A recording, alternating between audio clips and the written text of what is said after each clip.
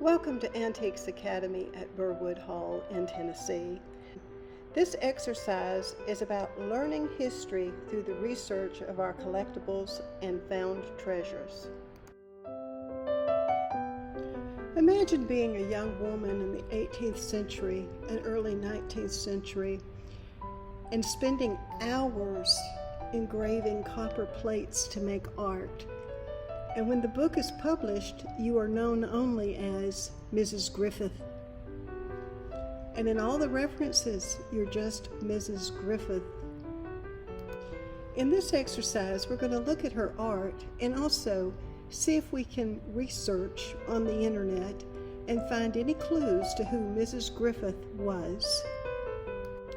Look at her art.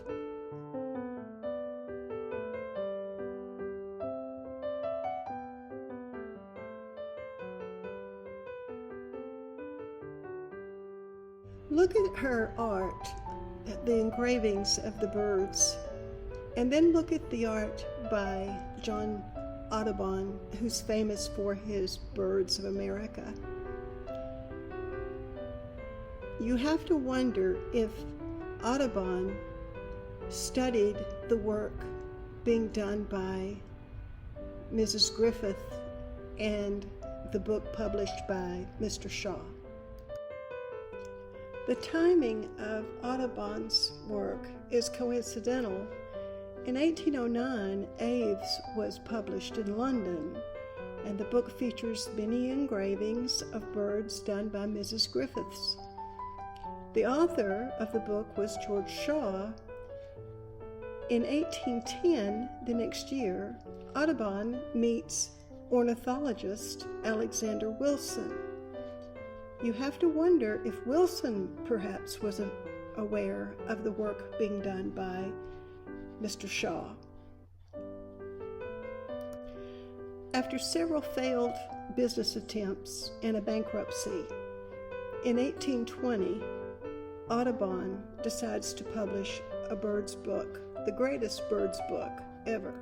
The Audubon engravings sell for thousands of dollars. They are colored. He did the original art. He had the engravings printed by a publisher in England.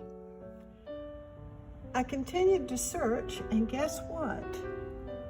At librarysearch.bates.edu, I found a reference for this book and this artist, and her name was Elizabeth Griffith, born in 1727 and died in 1793.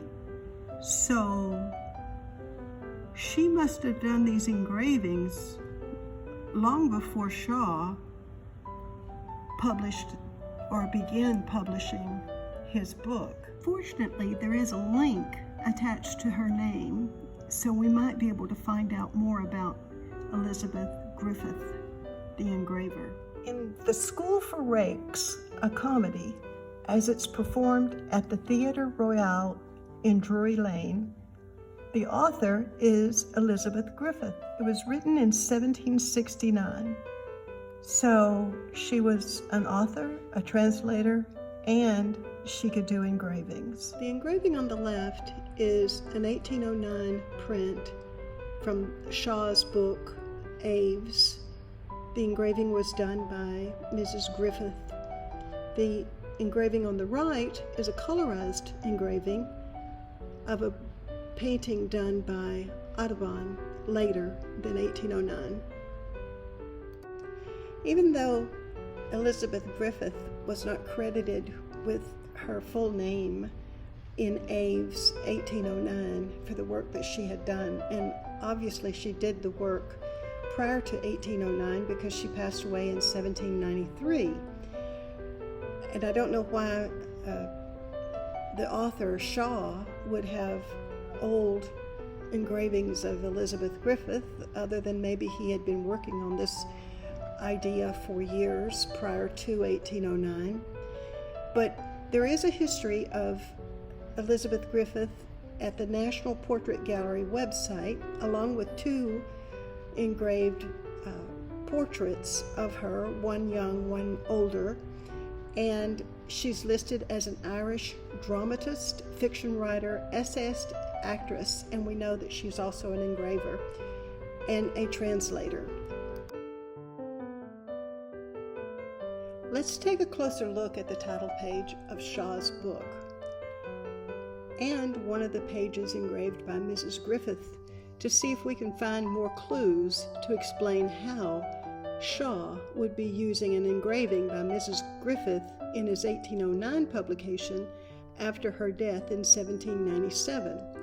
Her engravings would have been done at some time before 1797. Note that the details given by the website bates.edu indicate that all volumes published by Shaw or his predecessor were published circa 1800 to 1826, long after the death of Mrs. Griffith. It's possible that the compilation of the books took place in the decade before her death and was only published after her death. Note also that there is a Moses Griffith listed as an engraver right below Elizabeth Griffith in the reference by bates.edu. For his 1809 Aves publication by Shaw, could it be that Moses Griffith was the son or a relative of Elizabeth Griffith and had access to her estate, including her prior artwork, and thus gave this to Shaw for the book? In summary, we don't know when Mrs. Griffith did the engravings, whether she did them for another publisher or artist, or whether she did them for Shaw before her death.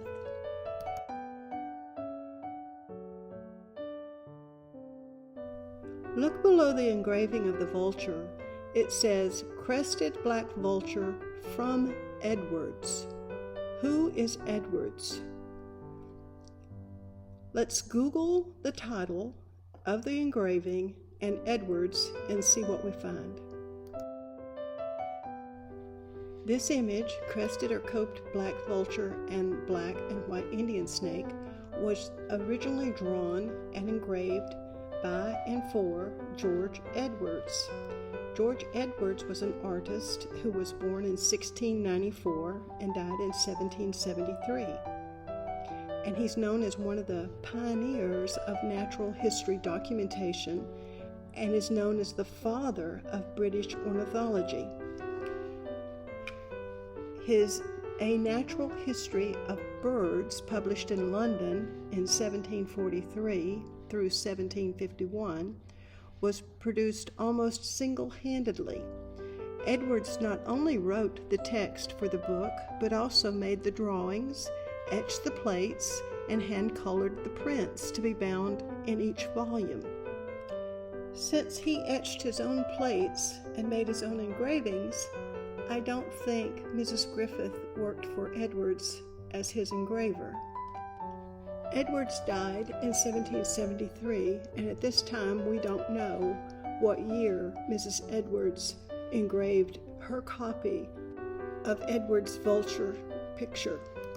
And we don't know if Mrs. Edwards did the engraving on her own initiative or whether she was being commissioned to do the engraving by Shaw. We also don't know if there were copyright laws in effect that would allow or not allow copies to be made of Edwards' work. So now we know much of the history about the engraving and about Mrs. Griffith's, Elizabeth Griffith. To be fair, much credit should be given to Mr. Edwards. Here are the 3 chronological engraved views relating to the vulture. Note that in 1675, Isaac Newton wrote a letter, and he said, "If I have seen further than others, it is by standing on the shoulders of giants." It appears that Mr. Edwards' work formed a foundation for others like Shaw, like Audubon. And there was a lot of interest in the 17th century, 18th century, and 19th century about discovering the world and the natural sciences. I hope you have enjoyed this demonstration. I'm learning new information every day. Please comment and let me know if I missed something. Please like and subscribe to my channel and join me on Facebook. As a treasure hunter, we can't keep everything, so check the info below to see when this item will be for sale on eBay. Feel free to join me in making more YouTube educational videos about treasures you might have, or if you need help to determine what your heirloom or treasure might be. We are Antiques Academy in Tennessee.